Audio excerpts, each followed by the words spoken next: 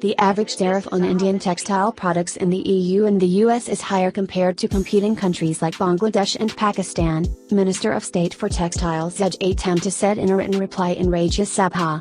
The US and the EU are top textile export destinations for India with share of 17% and 15% respectively.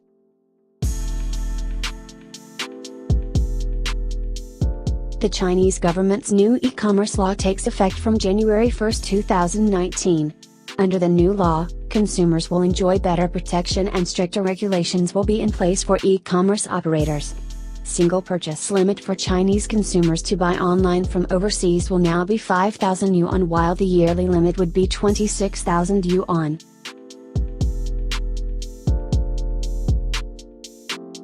The Mexican government has raised its daily minimum wage by 16.2% effective January 1 from 88.36 pesos to 102.68 pesos.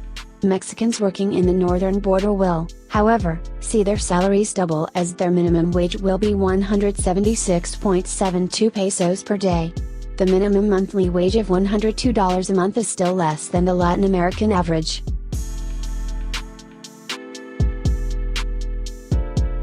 Scientists at the Applied Chemistry and Engineering Department in Rajshahi University have developed an environment-friendly technology that can be used by Bangladesh's textile industry.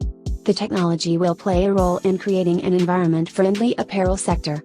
The textile industry damages environment because it uses huge quantity of water.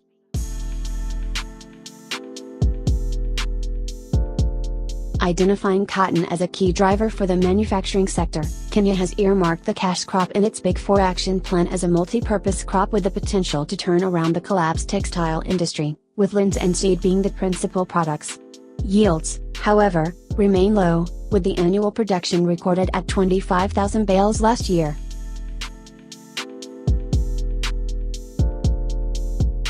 The Accord on Fire and Building Safety in Bangladesh, the platform of European fashion retailers and buyers, recently handed over the safety activities of 80 more ready-made garment factories to the country's Department of Inspection for Factories and Establishments, taking the total number of such factories transferred from Accord to 100.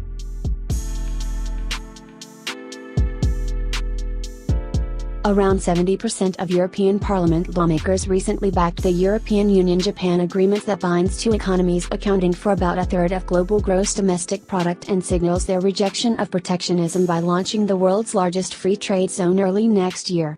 Japan's parliament also approved it recently.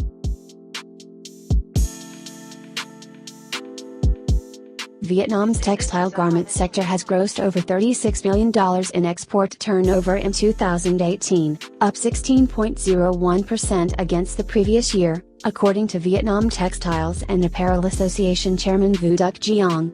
This is the highest rise over the past 3 years, compared with 12.1% in 2015, 4.07% in 2016, and 10.8% in 2017. Download Garment Textile Fashion News app and stay updated with more textile and fashion stories.